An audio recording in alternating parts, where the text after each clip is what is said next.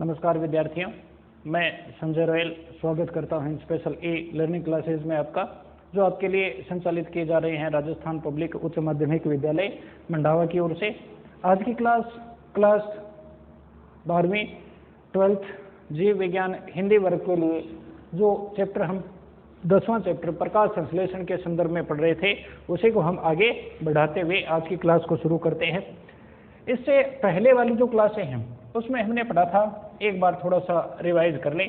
प्रकाश संश्लेषण की जो पूरी अभिक्रिया होती है, उसे प्रकाश संश्लेषण की अभिक्रिया को हमें मुख्य रूप से दो अभिक्रियाओं में विभाजित कर सकते हैं, जिसमें पहली जो है वो है प्रकाशिक अभिक्रिया। प्रकाशिक अभिक्रिया जिसमें प्रकाश की आवश्यकता होती है।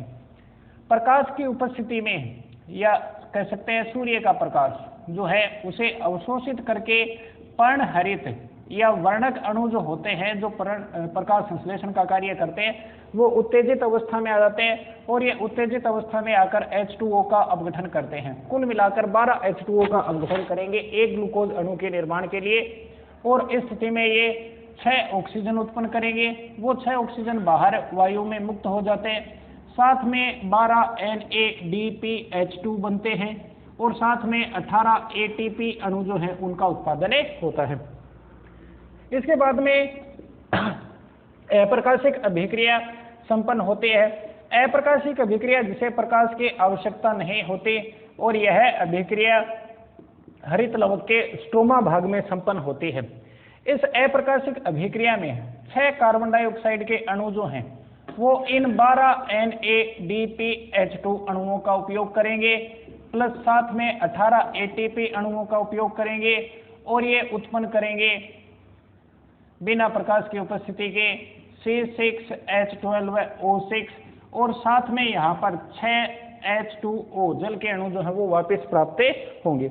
इस तरह से ये प्रकाश संश्लेषण के प्रकाशिक और अप्रकाशिक अभिक्रियाएं संपन्न होते हैं। अब इनमें हम इन दोनों समीकरणों को एक साथ जोड़ दें तो अभिकारक और उत्पाद जो एक जैसे हैं उनको काट दें। ये यहाँ पर प्रकाशिक अभिक्रिया में जो उत्पाद बने थे वो अप्रकाशिक अभिक्रिया में खर्च हो गए, यानी जो उत्पाद बने वो वहीं पर खर्च हो गए प्रकाश संश्लेषण के दौरान। तो अभिकारक जो बचे वो क्या है, 6 तो CO2 प्लस 12 H2O, साथ में प्रकाश और पर्णहरित, दोनों समीकरणों का योग जो है वो हम लिख रहे हैं, plus C6H12O6 plus 6H2O plus 6O2, ये बाहर मुक्त हो जाते हैं। इस तरह से प्रकाश संश्लेषण का शुरुआती समीकरण जो हमने पाठ के शुरुआत में देखा था वो हमें यहाँ पर प्राप्त हो जाता है।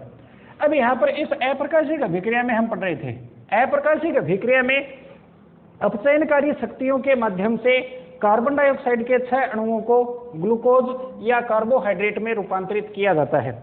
इसलिए यह जो अप्रकाशिक अभिक्रिया है इसको कार्बन स्थिरीकरण अभिक्रिया भी कहते हैं। इसमें कार्बन का स्थिरीकरण होता है। अब यहाँ पर हमने ये पढ़ा था कि कार्बन का स्थिरीकरण जो है वो 3 प्रकार से हो सकता है, उनको भी एक बार थोड़ा सा देख ले। 3 पथ या 3 रास्ते होते हैं।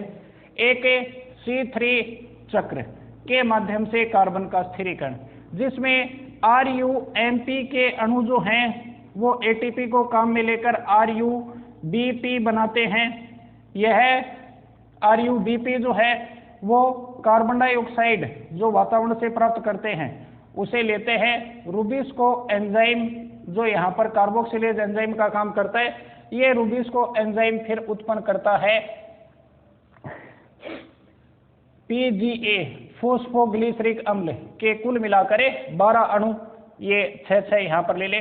12 अणु जो हैं वो फिर ये ATP को काम में लेते हैं और फिर ये बनाते हैं 12 डाई PGA के अणु, और ये 12 डाई PGA के अणु जो हैं वो NADPH2 को काम में लेकर 12 PGAL के अणु बनाते हैं। इनमें से 2 PGAL के अणु जो हैं वो तो बना देते हैं ग्लूकोज, और शेष बचे हुए 10 PGAL के अणु हैं वो वापस 6 अणु RUMP के उत्पन्न कर देते हैं।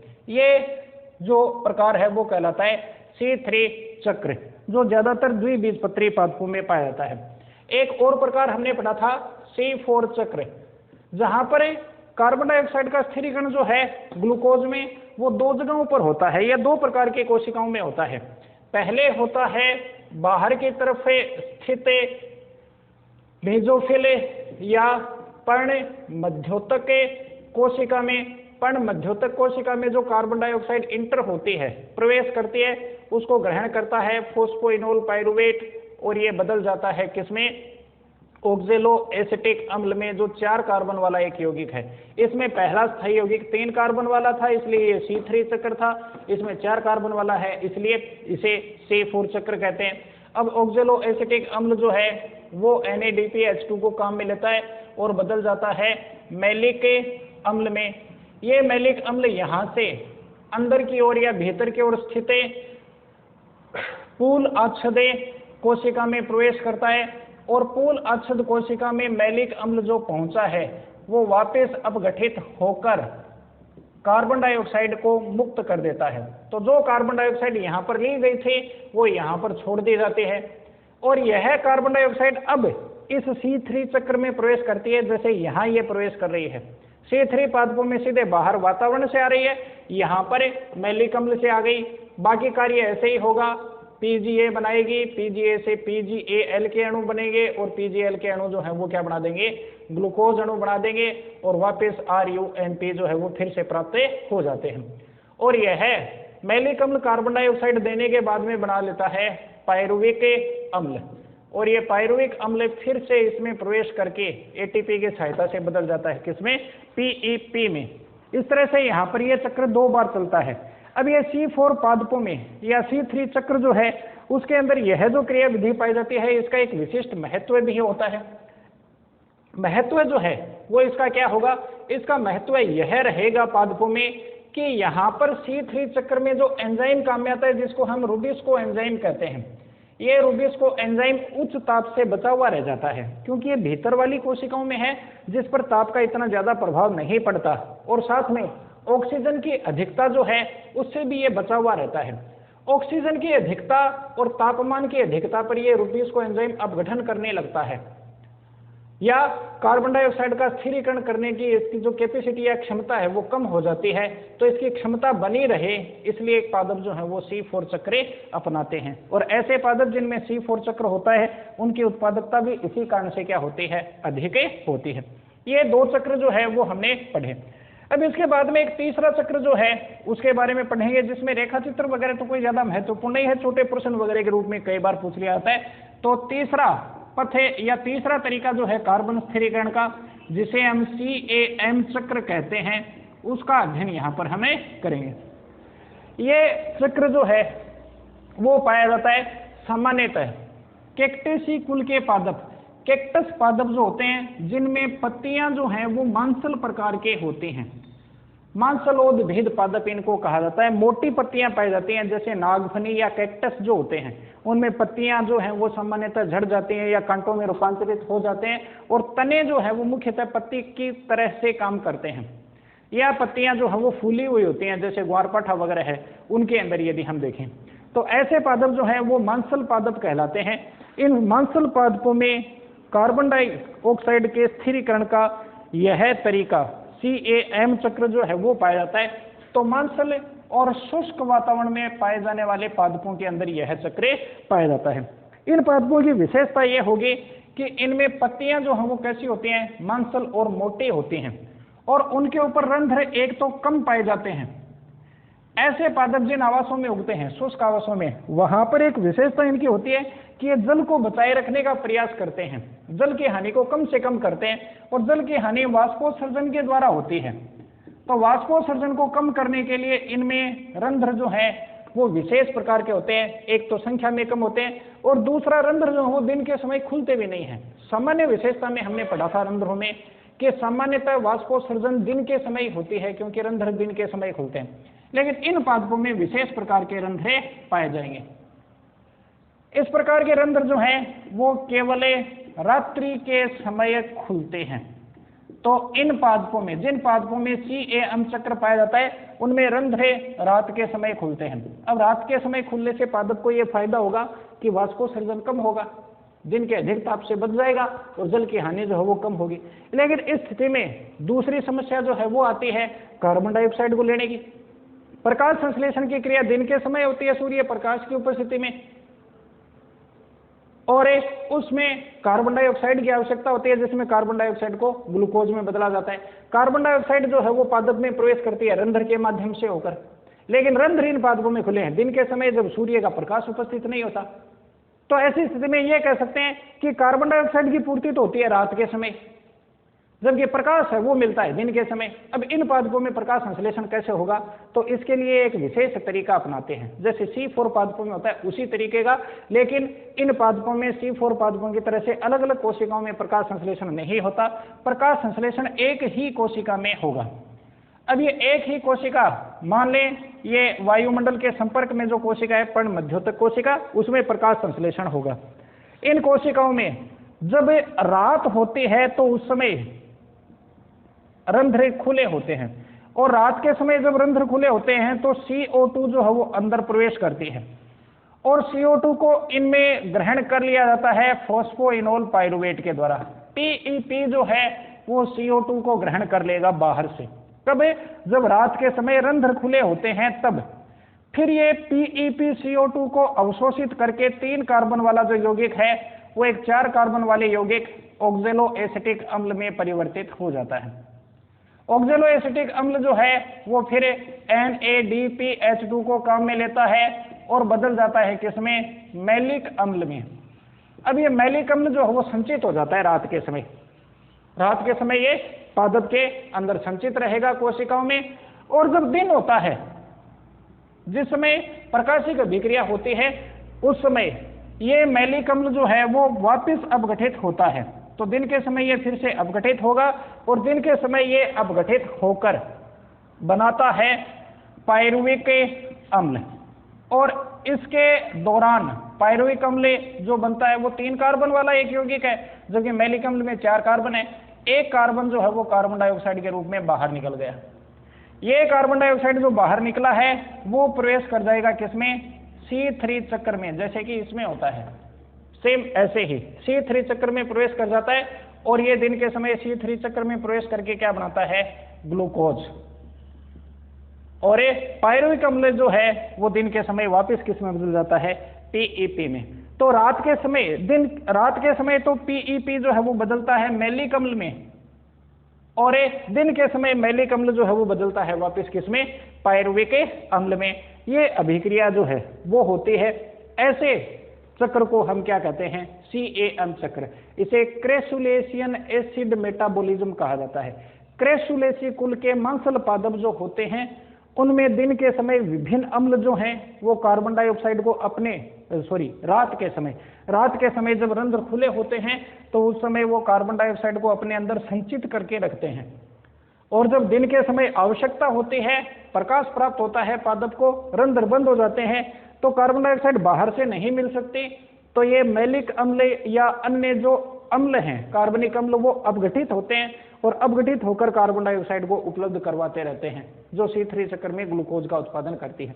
तो इस तरह से सभी पादपों में देखें, चाहे C3 चक्र हो जिनमें, चाहे C4 चक्र हो, चाहे CAM चक्र हो, सब में ग्लूकोज का उत्पादन या कार्बन डाइऑक्साइड से ग्लूकोज का बनना वो अंतिम रूप से C3 चक्र के द्वारा ही होता है, और ये होता है रूबिस्को एंजाइम की उपस्थिति में।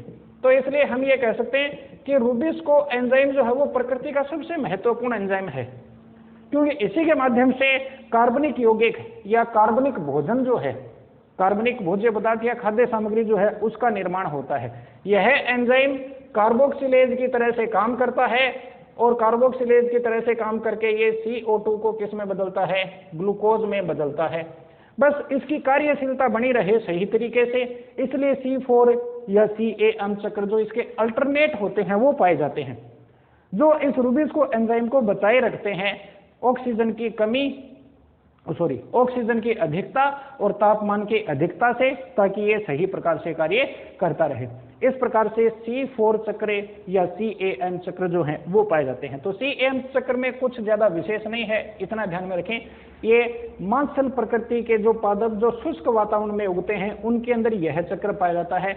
इन पादपों में वाष्पोत्सर्जन को कम करने के लिए या जल की हानि से बचने के लिए रंध्र दिन की बजाय रात के समय खुलते हैं।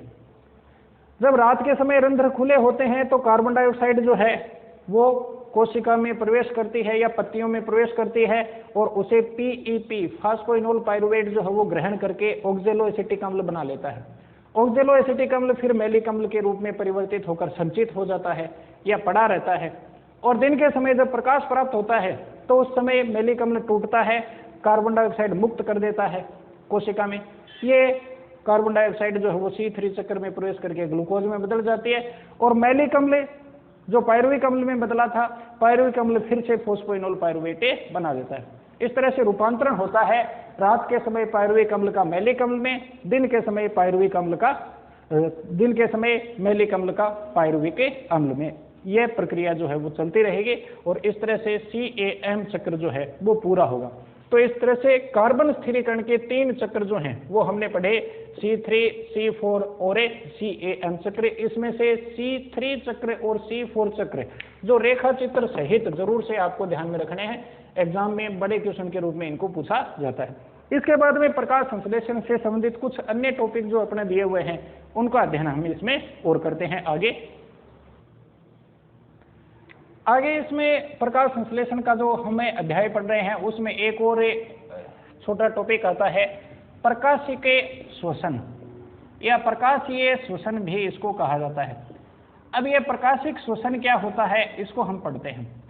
अगला पाठ हम पढ़ेंगे उसमें हम श्वसन की क्रिया विधि वगैरह जो है उसके बारे में पढ़ेंगे। श्वसन पादपों में या कहें सभी जीवों में होने वाली एक महत्वपूर्ण प्रक्रिया होती है या महत्वपूर्ण अभिक्रिया होती है जिसके माध्यम से जीव जो है वो ऊर्जा उत्पन्न करते हैं।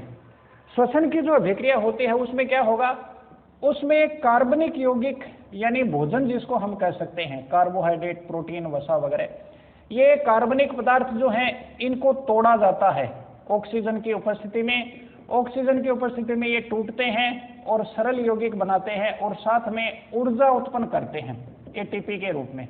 तो सरल अणुओं में विभाजित होते हैं और ऊर्जा उत्पन्न करते हैं। ये प्रक्रिया जो है वो श्वसन अभिक्रिया कहलाती है। प्रकाशिक श्वसन नहीं, इसे श्वसन अभिक्रिया कहेंगे।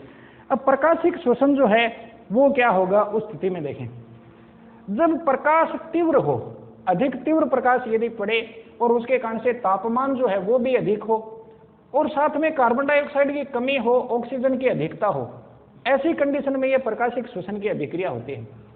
तो जब तीव्र प्रकाश होता है तो उस स्थिति में कोशिकाओं के अंदर कार्बनिक पदार्थ जो हैं उनका अपघटन तो होने लगता है और उनके अपघटन से सरल यौगिक बनते हैं, लेकिन उनके अपघटन से जो ऊर्जा उत्पन्न होनी चाहिए वो ऊर्जा उत्पन्न होती नहीं है। इस तरह से देखा जाए तो यह श्वसन के साथ समानता दर्शा रहा है जिसमें जटिल कार्बनिक यौगिक सरल कार्बनिक यौगिकों में अपघटित होते हैं, इसलिए यह श्वसन है, लेकिन इसमें ऊर्जा जो है उसकी उत्पत्ति नहीं होती। ऐसी अभिक्रिया को क्या कहा जाता है, प्रकाशिक श्वसन अभिक्रिया कहा जाता है। तो प्रकाशिक श्वसन हम किसे कहेंगे, दिन के समय जब तीव्र प्रकाश पादपों के ऊपर गिरता है तो उस स्थिति में वो सामान्य श्वसन के स्थान पर इस प्रकार का श्वसन करते हैं जिसमें ऑक्सीजन जो है वो कार्बनिक यौगिकों का अपघटन कर देती है परंतु ऊर्जा उत्पन्न नहीं करती। इसे प्रकाशिक श्वसन कहते हैं। तो सीधा सा यह कह सकते हैं कि प्रकाश की उपस्थिति में ऑक्सीजन कार्बनिक पदार्थों का अपघटन करे और उसमें ऊर्जा उत्पन्न नहीं हो तो उस क्रिया को हमें प्रकाशिक श्वसन अभिक्रिया कहेंगे। इस प्रकाशिक श्वसन अभिक्रिया का अध्ययन जो है वो सबसे पहले किया था 2 वैज्ञानिकों ने, जिनमें एक का नाम था डेकर और दूसरे वैज्ञानिक थे टीओ। तो डेकर और टीओ ने प्रकाशिक श्वसन अभिक्रिया की पूरी क्रिया विधि वगैरह का वर्णन जो है वो सबसे पहले किया था और इन्होंने ये बताया था कि पादपों में प्रकाश की उपस्थिति में एक ऐसी क्रिया भी होती है जिसमें कार्बनिक यौगिक अपघटित तो होते हैं परंतु ऊर्जा उत्पन्न नहीं होती। इसलिए इन्होंने इसे एक दूसरा नाम इसे कहा था नष्टकारी अभिक्रिया। नष्टकारी अभिक्रिया भी इसको कहा जाता है। क्यों? क्योंकि इसमें कार्बनिक यौगिक या पदार्थ जो है वो तो नष्ट हो जाते हैं, वो तो अपघटित हो ही जाते हैं, और ऊर्जा भी उत्पन्न नहीं होती, इसलिए इसमें केवल कार्बनिक यौगिक नष्ट होते हैं बिना ऊर्जा उत्पन्न किए, इसलिए इसे नष्टकारी अभिक्रिया भी कहा जाता है। ये अभिक्रिया जो है वो कहाँ पर होगी, तो अभिक्रिया स्थल उसकी हम बात करें तो ये कोशिका में 3 अलग अलग कोशिकांग जो है उनमें मिलकर संपन्न होती है। 3 अलग अलग अंग एक इकाई की तरह से कार्य करते हैं और वहां पर वो श्वसन अभिक्रिया संपन्न होती है। वो 3 अंग हैं हरित लवक, माइटोकॉन्ड्रिया और तीसरा जो कोशिकांग है वो है परोक्सीसोम। तो परोक्सीसोम जिसमें एंजाइम होते हैं, माइटोकॉन्ड्रिया, हरित लवक, ये तीनों अंग जो हैं इनमें सम्मिलित रूप से ये प्रकाशिक श्वसन की अभिक्रिया जो है वो संपन्न होती है। तो एक तो परिभाषा जो है वो ध्यान में रख लें, प्रकाश की उपस्थिति में कार्बनिक यौगिकों का अपघटन होना बिना ऊर्जा उत्पन्न किए प्रकाशिक श्वसन कहलाता है। अध्ययन किया था डेकर और टियो ने, इसमें कार्बनिक यौगिक नष्ट हो जाते हैं परंतु ऊर्जा उत्पन्न नहीं होती, इसलिए इसे नष्टकारी अभिक्रिया कहते हैं। ये कोशिका के 3 कोशिकांगों में संपन्न होती है, हरित लवक, माइटोकॉन्ड्रिया और परोक्सीसोम। अब ये प्रकाशिक अभिक्रिया जो है इसमें एक चीज और ध्यान में रखें कि ये केवल C3 पादपों में ही होती है। C4 पादपों में प्रकाशिक श्वसन की अभिक्रिया जो है वो नहीं पाई जाती। C3 और C4 में हमने अंतर भी पढ़ा था, उसके अंदर भी पढ़ा था कि C4 पादपों में प्रकाशिक श्वसन नहीं होता। कारण C3 पादपों में यह प्रकाशिक श्वसन होता है, इसका कारण क्या होता है, जब तीव्र प्रकाश पड़ता है तो तीव्र प्रकाश की उपस्थिति में पादपों में प्रकाशिक अभिक्रिया तो हो जाती है, और प्रकाशिक अभिक्रिया में हमने पढ़ा था कि जल के अणुओं का अपघटन होता है। जल के अणुओं के अपघटन से क्या बनती है, ऑक्सीजन बन जाती है। तो ऐसी स्थिति में जहां पर यह क्रिया हो रही है हरित लवक में प्रकाशिक श्वसन होगा, हरित लवक में जल का अपघटन होगा और जल के अपघटन से ऑक्सीजन उत्पन्न हो गई। अब यहां पर इस कोशिका में ऑक्सीजन की मात्रा जो है वो क्या हो जाती है, अधिक, और जब अधिक ऑक्सीजन उपस्थित हो तो यह प्रकाश संश्लेषण में भाग लेने वाले एक महत्वपूर्ण एंजाइम को प्रभावित करेगा।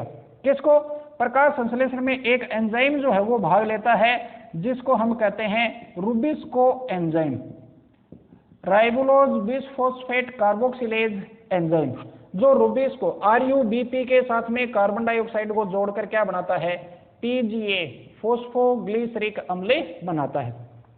लेकिन जब ऑक्सीजन की अधिकता हो, किससे, CO2 से, तो CO2 की तुलना में CO2 जो है वो कम हो, ऑक्सीजन अधिक हो और तीव्र प्रकाश के कारण तापमान भी अधिक हो, तो ये कार्बोक्सिलेज एंजाइम जो है, रूबिस्को एंजाइम जो है वो कार्बोक्सिलेज की तरह से काम नहीं करके किसका काम करने लगता है, ऑक्सीजनेज एंजाइम की तरह से काम करने लगता है। ये द्वैत प्रकृति का एंजाइम है जो कंडीशन के अनुसार, परिस्थिति के अनुसार कार्बोक्सिलेज का भी काम करता है, ऑक्सीजनेज का भी काम करता है। कार्बोक्सिलेज की तरह से जब काम करेगा तो उस समय काम करेगा जब CO2 अधिक होगी, ऑक्सीजन कम होगी।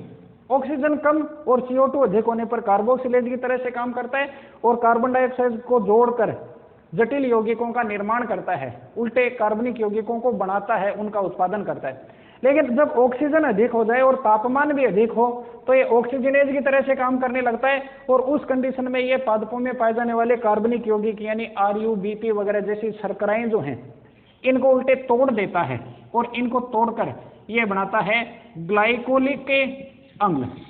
ग्लाइकोलिक अम्ल जिसमें केवल 2 ही कार्बन होते हैं, यानी उच्च कार्बन वाले यौगिक बनाने के बजाय निम्न कार्बन वाले यौगिक बनाता है, कार्बनिक यौगिकों का अपघटन करने लगता है। इस कंडीशन के कारण से ये रूबिस्को एंजाइम जो है वो क्या दर्शाता है, प्रकाशिक श्वसन अभिक्रिया दर्शाता है। ऑक्सीजन की अधिकता में रूबिस्को एंजाइम ऑक्सीजनेज की तरह से काम करता है। एक लाइन में कहें तो इसका सीधा सा अर्थ ये निकलेगा कि ऑक्सीजन की अधिकता के कारण से रूबिस्को एंजाइम ऑक्सीजनेज की तरह से कार्य करने लगता है और इसके कारण से ये शर्कराओं का या कार्बनिक यौगिकों का अपघटन करने लगता है। इस चीज के बारे में या इस प्रभाव के बारे में बताया था वारबर्ग ने, इसलिए इसे ऑक्सीजन के इस प्रभाव को वारबर्ग प्रभाव भी कहते हैं। ऑक्सीजन की अधिकता में रूबिस्को का ऑक्सीजनेज की तरह से काम करना, ये वारबर्ग प्रभाव कहलाता है। और इस वारबर्ग प्रभाव के कारण से जटिल यौगिक जो हैं वो ग्लाइकोलिक अम्ल बनाते हैं जिसमें 2 कार्बन होते हैं। इसलिए प्रकाशिक शोषण को C2 चक्र भी कहा जाता है, या ग्लाइकोलिक अम्ल जो है वो इसमें पहला स्थायी उत्पाद बनता है, इसलिए इसे ग्लाइकोलेट चक्र भी कहते हैं। तो ग्लाइकोलेट चक्र या C2 चक्र जो है वो भी प्रकाशिक शोषण है। तो इसे C2 चक्र क्यों कहते हैं ये और ध्यान में रख लेना। ऑक्सीजन की अधिकता में रूबिस्को एंजाइम ऑक्सीजनेज की तरह से कार्य करके जटिल यौगिकों का अपघटन करके 2 कार्बन वाला ग्लाइकोलिक अम्ल बनाता है। ग्लाइकोलिक अम्ल 2 कार्बन वाला पहला स्थायी यौगिक है, इसलिए इसे C2 चक्र भी कहा जाता है, या इसे ग्लाइकोलेट चक्र जो है वो भी इसे कहा जाएगा। और इसी कारण से ये जो है वो प्रकाशिक शोषण की अभिक्रिया जो है वो नष्टकारी अभिक्रिया भी कहलाती है। तो इसके अलग अलग नाम हैं, प्रकाशिक शोषण, नष्टकारी अभिक्रिया, C2 चक्र, ग्लाइकोलेट चक्र, सबके बारे में पूरा विस्तृत अध्ययन जो है क्रिया विधि का वो डेकर और टियो ने दिया था। और ये किस कारण से होता है? ऑक्सीजन की अधिकता के कारण से होता है। अब यहाँ पर ये केवल C3 पादपों में होता है, इसका कारण हमने पढ़ा था। C3 पादपों में